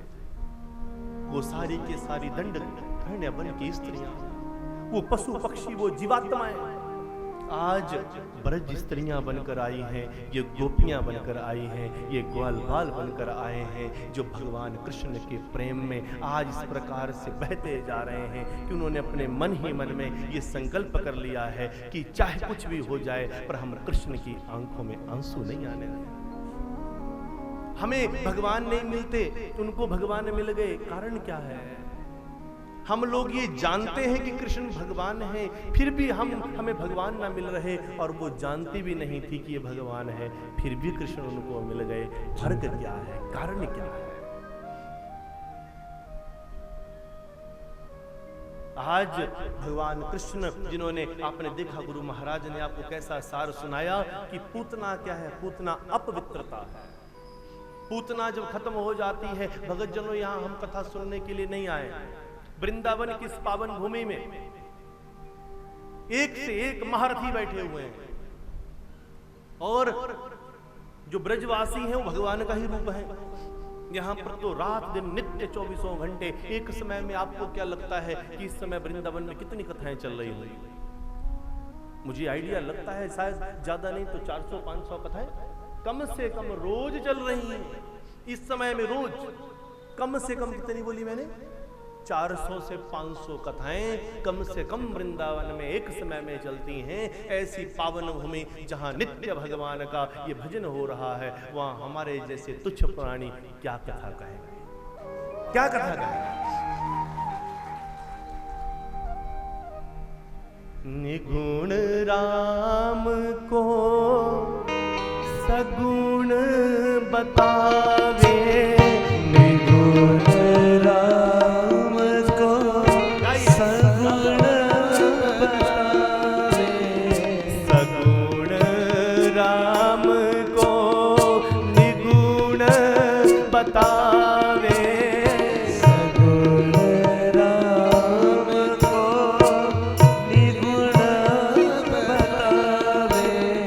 राम की महिमा हम क्या गावे, राम की महिमा हम क्या जाने, राम की महिमा हम क्या गावे, राम की महिमा हम क्या जाने। सगुण राम को निगुण बतावे, सगुण राम को निगुण बतावे, सगुण राम को निगुण बतावे। कोई कह रहा है परमात्मा सगुण है, सरगुण है, कोई कहता है परमात्मा नहीं, कोई कहता है परमात्मा साकार है, कोई कहता है निराकार है। उसकी महिमा कथा प्रेमियों, भगवान ने उन्हीं दंडकर्ण्या वन की स्त्रियों को आज ब्रज स्त्रियां बनाकर, गोपियां बनाकर यहां लाया। 7 वर्ष की आयु में अब देखा ना भगवान का लीला था। पूतना का अंत किया। पूतना हमारी जिंदगी की बुराई है। सीधा सीधा ब्रज कथा का सार सुन लीजिए। ये कथाएं आपने सैकड़ों हजारों बार सुनी होंगी, हर जगह पर यही चलता है। हाँ, ये पूतना आई, फिर ऐसा हुआ, फिर ऐसा हुआ। सबको पता है कि कैसे ध्रुव जी जंगल जंगल भटके, सबको पता है प्रहलाद की गर्दन पर तलवार रखी गई, पर सार तक ना पहुंचे। पूतना क्या है? आज ये पूतना कहां है? क्या आज पूतना, जहां आप गोकुल में गए थे, जहां आपने पूतना जी की एक सुंदर मूर्त वहां देखी, क्या आज पूतना वो पत्थर बन के बैठ गई है? कहां है वो पूतना?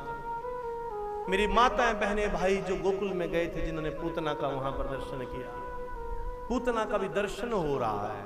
क्या हो रहा है? पूतना का दर्शन हो रहा है। क्यों? क्यों पूतना का दर्शन हो रहा है?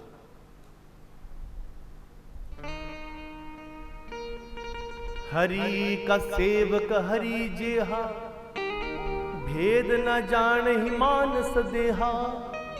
जो हरि के चरणों में पहुंच गया, चाहे अच्छे में, चाहे बुरे में, चाहे सुख में, चाहे दुख में, चाहे जान, कहा ना कि रात के अंधेरे में आग के अंगार पर पैर रख दो, या दिन के उजाले में आग के अंगार पर पैर रख दो, दोनों अवस्थाओं में पैर जलता ही जलता है। उसी प्रकार भगवान कहते हैं मेरे पास व्यक्ति चाहे जानकर आ जाए, चाहे अनजाने में आ जाए, चाहे भोलेपन में आ जाए, चाहे ओवर स्मार्टनेस में आ जाए, पर अब मेरे पास जो आता है उसके पाप तो जल ही जाते हैं और वो मेरा ही रूप हो जाता है। इसलिए तो जब पूतना जली भगवान की दिव्य दृष्टि से, तो पूतना की इस देह के जलने से माताओं, हे मेरे भाइयों, सुगंधी चलने लगी। सुगंधी भगवान कृष्ण के शरीर से जैसी सुगंधी आती थी, वैसी सुगंधी पूतना की देह से चलने लगी। गंदगी खत्म हुई, बुराई खत्म हुई, तो अहंकार पैदा होता है। और अहंकार कैसा होता है? अहंकारी व्यक्ति अपने को आसमान से ऊंचा सोचता है। जब गंदगी समाप्त होती है, जब अपवित्रता समाप्त होती है, तो अहंकार आता है। किसी व्यक्ति ने जो अपने पिताजी के साथ, अपनी माता के साथ, किसी बुजुर्गों के साथ, घर के बुजुर्गों का जो अपमान करता है, उसने यहाँ पर 7 दिन कथा सुनी, मन में संकल्प आया गुरु जी के साथ 7 दिन बिताए, आज से हम अपने बुजुर्गों का अपमान नहीं करेंगे। घर में गए, 4 दिन बाद पड़ोसी जो उसका दोस्त था, वो अपने माता पिता को गंदे गंदे शब्द कह रहा था। जब अपने माता पिता को गंदे गंदे शब्द कह रहा था वो व्यक्ति पड़ोसी, तो ये वाला जो कथा सुनकर गया है, उसके मन में क्या भाव आया? वो देखो कितना बेकार आदमी है, अपने माता पिता के साथ ऐसी बातें करता है। तो इसके अंदर जिसे ये भूल गया कि 5-7 दिन पहले वो भी उसी लाइन में था जिसमें वो देख रहा है उसको, वो भी ऐसा ही करता था। अपनी बुराई को छोड़ने के बाद जिस तत्व की उत्पत्ति होती है उसे अहंकार कहते हैं, और उस अहंकार का नाम ही तृणावर्त है। राजा कंस ने उसके बाद किसे भेजा? तृणावर्त को भेजा। चक्रवात स्वरूपेण, चक्रवात का स्वरूप, एक बवंडर का रूप बनाकर आज मैं ऊपर, आसमां नीचे। भगवान कृष्ण को उठाकर चले। वो सोच रहे थे मैं भगवान कान्हा को उठाकर ले जा रहा हूं, पर सच ये था कि कान्हा जी उल्टा तृणावर्त को लेकर जा रहे थे। क्योंकि भगवान कहते हैं कि जो अहंकारी व्यक्ति होता है, जिसे अपने किसी भी, चाहे रूप का, चाहे सौंदर्य का, चाहे विद्या का, चाहे ज्ञान का, चाहे पांडित्य का, चाहे किसी भी चीज का, चाहे धन का, दौलत का, किसी भी चीज का जब व्यक्ति के अंदर अहंकार आ जाता है तो भगवान उसे तृणावर्त मानते हैं। और भगवान कहते हैं अहंकारी को मैं पहले जानबूझकर उसे मैं चने के झाड़ पे चढ़ा देता हूं, जानबूझकर उसे मैं आसमान की ऊंचाई पर ले जाता हूं, और जब वो आसमान की ऊंचाई पर पहुंचता है तो मैं उसे इतनी बुरी तरह से पटकता हूं कि उसे पता भी नहीं चलता कि उसके उठने का उपाय क्या है, उठ नहीं सकता कभी। भगवान कृष्ण ने तृणावर्त को धरती पर पटका, अहंकार का नाश किया। और जब अहंकार का नाश हो गया, समझ लो बुराई चली गई, अहंकार चला गया, तो ये दिल बिल्कुल पवित्र हो गया। दही चाहे कितना भी खट्टा हो, दही चाहे कितना भी खट्टा हो, आप उसे जीवा से लगा ना पाए, और उसके बाद भी जब उस दही का हम मंथन करते हैं तो माखन सदैव मीठा ही निकलता है, माखन सदैव मीठा ही निकलता है। ये शरीर एक मटकी है, और इसमें हमारे जो कर्म हैं वो दही है, कर्म गति ही दही है। कर्मों की गति से चल रही इस जिंदगी को जब हम मंथन करते हैं इस सत्संग के द्वारा, तो उस दही में से माखन अलग हो जाता है और पीछे रह जाती है खट्टी छाछ। क्या रह जाती है? तो भगवान छाछ पीते हैं या माखन चोरी करते हैं? भगवान क्या करते हैं? भगवान माखन की चोरी करते हैं। ये माखन क्या है भैया? इस ब्रज कथा में, वृंदावन की इस भूमि में हम इन कथाओं का केवल सार देखते जा रहे हैं। ये माखन क्या है? जब पूतना चली गई, अहंकार चला गया, तृणावर्त चला गया, तो दिल बिल्कुल मीठा हो गया, वो माखन बन गया, और तब भगवान माखन की चोरी शुरू कर देते हैं। इसीलिए तो ये सारे ब्रजवासी क्या कहते? जय जय श्री राधा रमण, जय जय नवल किशोर, जय गोपी चित चोर प्रभु,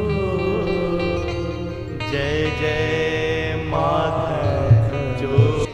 एक क्या कहा? गोपियों का चित, चित माने तो मन, ये दिल।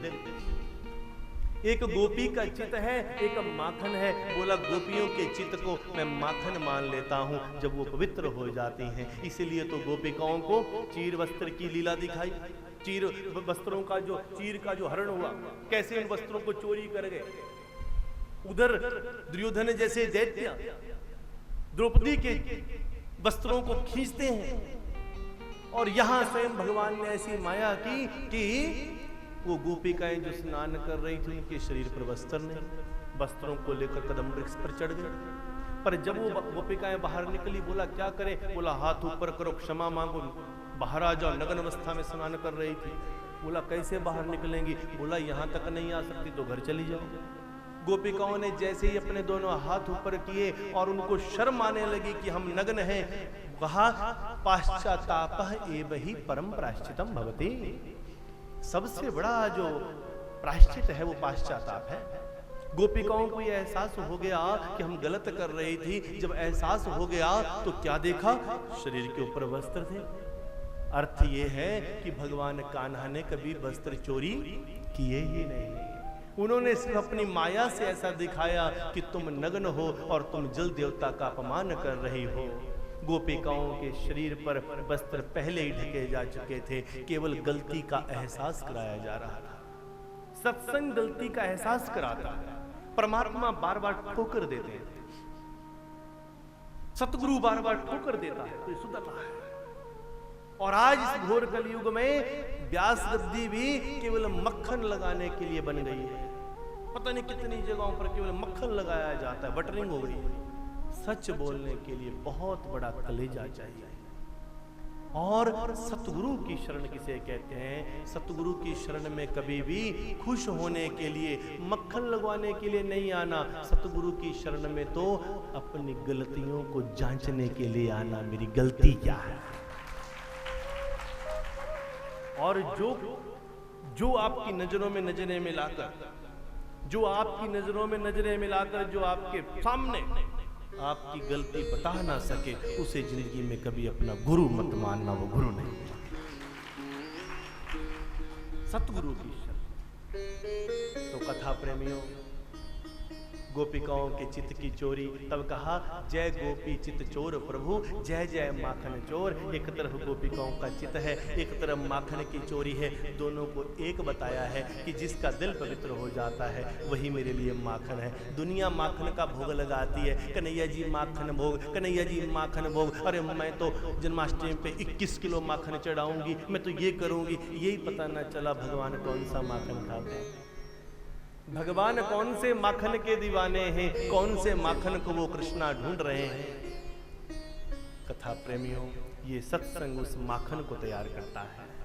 ये सत्संग मंथन करता है इस खट्टी दही का। 6 वर्ष की आयु में कालिया नाग का विध्वंस किया। कालिया नाग कौन है? कालिया नाग जिसके 5 फण हैं, और वो अपनी जान बचाने के लिए यमुना में छुप गए हैं। भगवान कृष्ण गेंद खेलने का बहाना लगाते हैं, स्वयं ही गेंद फेंकते हैं, और बाल सखा कहते हैं तुमने कहा था जो फेंकेगा वही लेके आएगा, जाओ जाओ लेकर आओ। बहाना लगाकर कन्हैया छलांग लगाए, अंदर गए। कालिया से पूछा भाई क्या मजाक चल रहा है? कालिया बोले प्रभु क्या बात है, आप कौन हैं? तो भगवान उन्हें अपना सुंदर स्वरूप दिखाते हैं। बोला तुम यहाँ छुप गए, यमुना का पानी विषयुक्त कर दिया, मेरी गऊएं मेरे बछड़े क्या करेंगे, मेरी गोपिकाएं क्या करेंगे? तुम सबको मूर्छित कर दोगे, सब मूर्छित हो जाएंगे। तुमने सबके प्राणों को संकट में डाल दिया, अपने प्राणों को बचाने के लिए बोला महाराज करूं क्या? अंदर रहूं तो आप बैठने नहीं देते, बाहर जाऊं तो आपका वाहन गरुड़ मेरे पीछे दौड़ा रहता है। सर्प का शत्रु कौन होता है? बाज होता है, गिद्ध होता है। बोला बाहर निकलूं तो आपके गरुड़ मेरे पीछे पड़ते हैं, अंदर छुपो तो आप रहने नहीं देते, बताओ मैं जाऊं तो कहां जाऊं? बोला ऐसी जगह जाओ जहां तुझे कोई गरुड़ छू ना सके, ऐसी जगह जाओ जहां तुझे कोई छू ना सके। बोला वो जगह क्या है? बोला वो केवल और केवल मेरे श्री चरण है। पांचों क्षणों को बिखेर दो। कालिया कौन बताया? अपने प्राणों को बचाने के लिए जो दूसरे के प्राणों को संकट में डाले, उसका नाम। यहाँ कितने मेरे भाई मंडी जिले के बैठे हैं, कितने मेरे भाई शिमला के बैठे हैं, कितने मेरे भाई अपर हिमाचल के बैठे हैं, जहाँ पर इस समय डटकर बलि प्रथा चल रही है। पशु पक्षियों को काटा जा रहा है, जीव जंतुओं को काटा जा रहा है। डॉक्टर 1 मिनट में बोलता है, प्रोफेशनली मैं भी डॉक्टर हूं, पर मैंने तो किसी को नहीं बोला कि तुम्हारी किडनी खराब हो गई, तुम्हारा ये कमजोरी हो गई, तुम ये कर लो। आज डॉक्टर्स ने तो अपना बस जब केस उनसे हैंडल ना हुए तो डॉक्टर बोलता है कमजोरी आ गई, तुम मांस खाना शुरू कर दो, अंडे खाना शुरू कर दो। और हम लोग क्या कहते हैं? अब ऐसा करो भैया, अंडे भी खा लिए, मुर्गे भी खा लिए, अब क्या करें? बोला अब किसी तांत्रिक के पास चलो। तांत्रिक के पास गए, तांत्रिक ने बोला तेरे ऊपर तो ऐसा प्रभाव है, बकरा कटेगा तब तेरा इलाज होगा, बकरा कटेगा, मुर्गा कटेगा, पर फिर भी इलाज नहीं होगा। भक्त बोलेगा भैया 20 बकरे काट दो पर मुझे बचा दो, मुझे बचा दो। ऐसा मन करता है मांस की रस की टंकी लेके उसमें डूब जाऊं, बच जाऊं, बच जाऊं, बच जाऊं। कितने बकरे खा गए, कितने मुर्गे खा गए, इस पूरे के पूरे पेट में हमने कितने जीव जंतुओं को शहीद कर दिया। सब लोग आते हैं सिद्धयोगी धाम में, गुरुजी देखना मुझे ये समस्या हो गई, मेरे ऊपर ये भूत प्रेत लग गया। अरे भैया भूत प्रेत कहीं बाहर से नहीं आया, जो बाहर के भूत प्रेत हैं उनको पकड़ना बड़ा आसान है, पर जिन भूतों को तुमने अपने पेट के अंदर तैयार किया है उनको पकड़ना इतना आसान नहीं है। वो जो अंदर दफनाए हैं आपने अपने पेट में, जो आपने कब्रिस्तान बनाकर रखा है, वो बकरे वो मुर्गे कट कट कर जो तुमने काटे हैं, उनके अंदर जो जीवात्माएं थी, याद रखना मैंने कल भी कहा था कि वो आत्मा जिसे उसके पूरे समय से पहले शरीर से अलग कर दिया जाता है, वही जीवात्माएं भूत प्रेत बनकर आती हैं। भूत प्रेत कोई और नहीं है। हमारे नौजवान साथी आजकल बच्चे प्रेम रोग से ग्रसित होकर ऐसा बहाना लगाते हैं, प्रेम हो गया हम तो इसी से शादी करेंगे नहीं तो मर जाएंगे। लोग फांसियां लगा रहे हैं, फंदे लगा रहे हैं, जहर खा रहे हैं, आत्महत्याएं कर रहे हैं। और क्या कर रहे हैं? वो इस जन्म को तो बर्बाद किए, पर अगले भी कई जन्मों को बर्बाद कर रहे हैं। जब तक उसकी बाकी की आयु रहती है तो वो व्यक्ति जो आयु पूरी होने से पहले जबरन इस जीवात्मा को शरीर से अलग कर देता है, तो ये जीवात्माएं भटकती रहती हैं, इनकी मुक्ति होती नहीं है। अगर जाने अनजाने से किसी व्यक्ति के परिवार में, घर में कोई ऐसा केस हो गया हो, कोई आत्महत्या हो गई हो, कोई अनआई मौत में चला गया हो, तो उस मोक्ष के लिए, उस जीवात्मा के कल्याण के लिए भी भागवत से अच्छी कोई स्थली नहीं है। भागवत की शरण में आकर आप पितृ मोक्ष के लिए अगर दान पुण्य करते हैं तो कहा ना, यावत दिनानि हे पुत्रः शास्त्रम भागवतम गृहे। अरे इस ग्रंथ को अगर आप वस्त्र में लपेट कर ऐसे भी रख देंगे घर में तो भी दुख दूर हो जाते हैं। तो जरा सोचिए जब आप इसकी शरण में बैठेंगे तो क्या नहीं हो सकता, क्या नहीं हो सकता।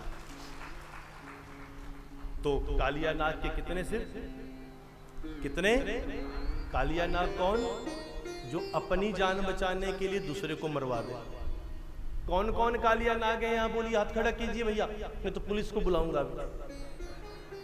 और चलो कालिया नाग की तो कोई बात नहीं, कालिया नाग तो चलो होते ही हैं तेज, पर कालिया नागिनियां भी कुछ बैठी हैं यहाँ पर।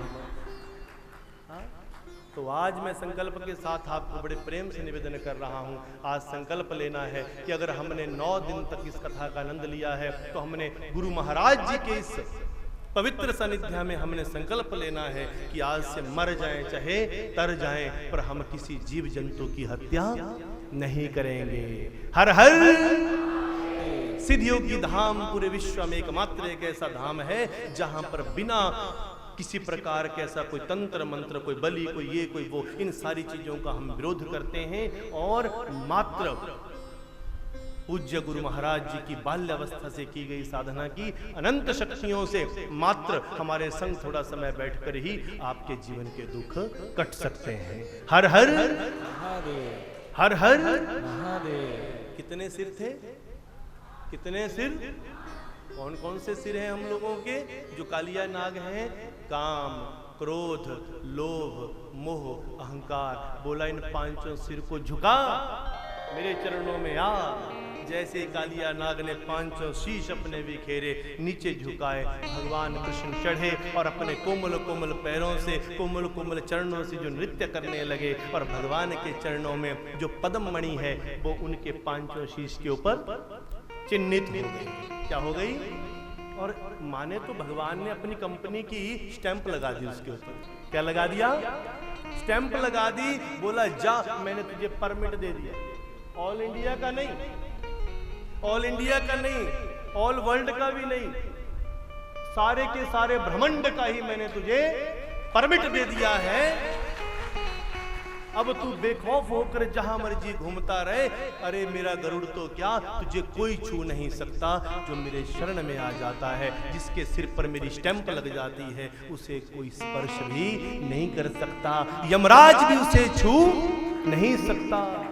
स्वर्ग और नरक भी उसे छू नहीं सकते। वो ना स्वर्ग जाता है ना नरक जाता है, वो सीधा के सीधा मेरे बैकुंठ धाम जाता है। बांके बिहारी लाल की, गोविंद गोपाल की। तब मैंने कथा प्रेमियों को कहा था कि आपने चाहे सैकड़ों हजारों कथाएं सुनी हो, यहाँ हम कथा सुनाने के लिए नहीं आए हैं, यहाँ हम कथा का सार सुनाने के लिए आए हैं। जिस समय शौनक आदि ऋषियों ने सूत जी महाराज को कहा, सूत जी हमारे निवेदन को स्वीकार कीजिए। सूत जी पूछे क्या चाहते हो? बोला कथा सारम मम कर्ण रसायनम। क्या कहा? मुझे कथा मत सुनाओ। मुझे क्या सुनाओ?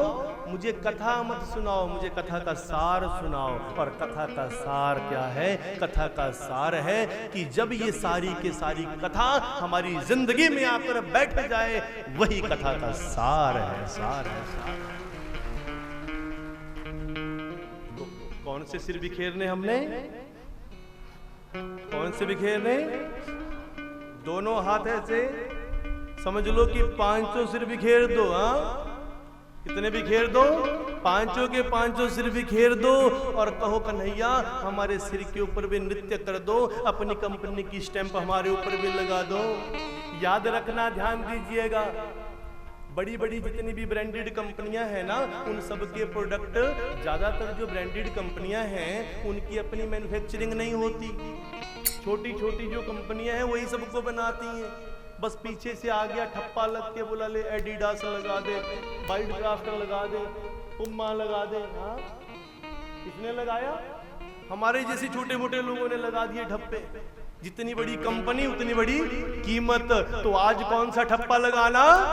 जय श्री राधे, जय श्री राधे, जय श्री राधे, जय जय श्री राधे। और दोनों हाथ ऊपर करके क्या कहना? हम हाथ उठाकर कहते हैं हम हो गए राधा रानी के। हम हाथ उठाकर कहते हैं हम हो गए राधा रानी के। हम हाथ उठाकर कहते हैं हम हो गए श्यामा प्यारे के। हाथ उठाकर कहते हैं हम हो गए श्यामा प्यारे के। हम हाथ उठाकर हम हो गए राधा रानी के। हाथ उठाकर कहते हैं हम हो गए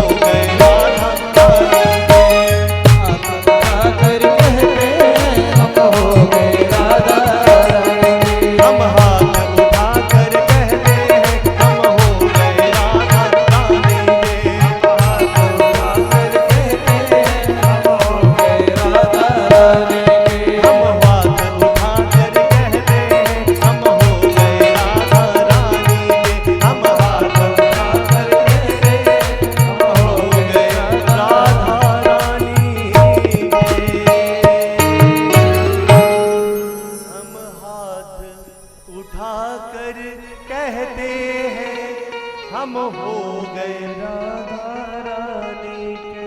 हम भुजा उठाकर हम हो गए राधा रानी के। बांकी रहे लाल की, गोविंद गोपाल की, कृष्ण कन्हैया लाल की, गोविंद गोपाल की। बैठेंगे सभी बड़े प्रेम से हरि बोल, प्रेम से जोर से बोलना पड़ेगा हरि बोल, हरि बोल। श्री राधे श्री राधे श्री राधे। पांचों सिर बिखेर दिए। तब भगवान ने कालिया का रहस्य बताया। 7 वर्ष की आयु में गोवर्धन को उठाया, 11 वर्ष की आयु तक गोपिकाओं के चित्त की चोरी की।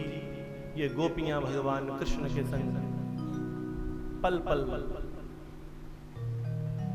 नित्य नित्य कृष्ण को निहारती हैं, उनके संग बैठती हैं, उनको देखती हैं। राधा रानी के प्रति थोड़ी ईर्ष्या भी करती हैं। कथा प्रेमियों, कल हम इस पवित्र कथा के अगले भाग की तरफ चलेंगे।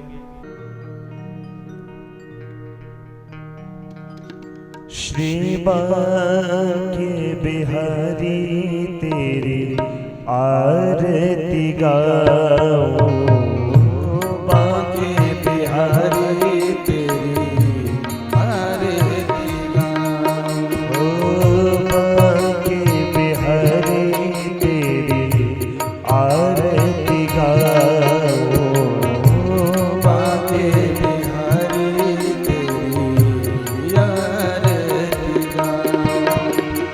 आरती गाओ प्रभु तुझको रिझाओ, आरती गाओ प्रभु तुझको रिझाओ, आरती गाओ प्रभु तेरो गुण गाओ, आरती गाओ प्रभु तुझको रिझाओ। श्री बांके बिहारी तेरे आरती गाओ, बांके बिहारी तेरी आरती गाओ, हे गिरिधर तेरी आरती गाओ, हे गिरिधर तेरी आरती गाओ। मोर मुकुट प्यारे शीश पे सोहे, मोर मुकुट प्यारे शीश पे सोहे, मोर मुकुट प्यारे शीश पे सोहे, मोर मुकुट प्रभु शीश पे सोहे, प्यारी बंशी मेरो मन मोहे, प्यारी बंसी मेरो मन मोहे, या बंशी पे मैं बलि बन जाऊं, बांके बिहारी तेरी आरती गाऊं, बांके बिहारी तेरी आरती गाऊं।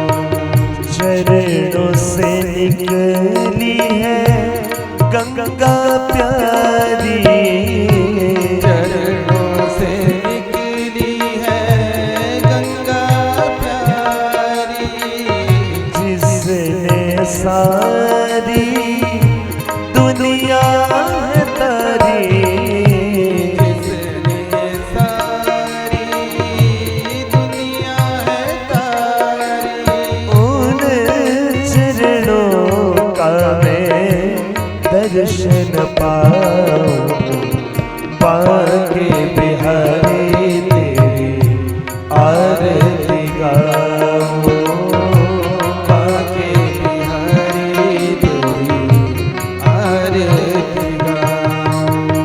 श्री हरिदास के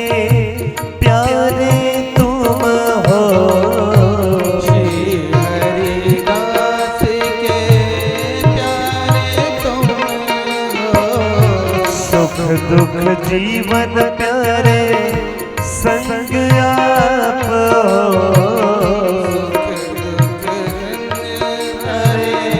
संग आप हरि चरणों का मैं दर्शन पाऊं बाके बिहारी तेरी आरती गाऊं बाके बिहारी तेरी आरती गाऊं आरती गाऊं प्रभु तुझको निजाऊं आरती गाऊं प्रभु तुझको रिझाऊं आरती गाऊं काना तेरो गुण गाऊं आरती गाऊं कान्हा तेरो गुण गाऊं श्री बाके बिहारी तेरी आरती गाऊं बाके बिहारी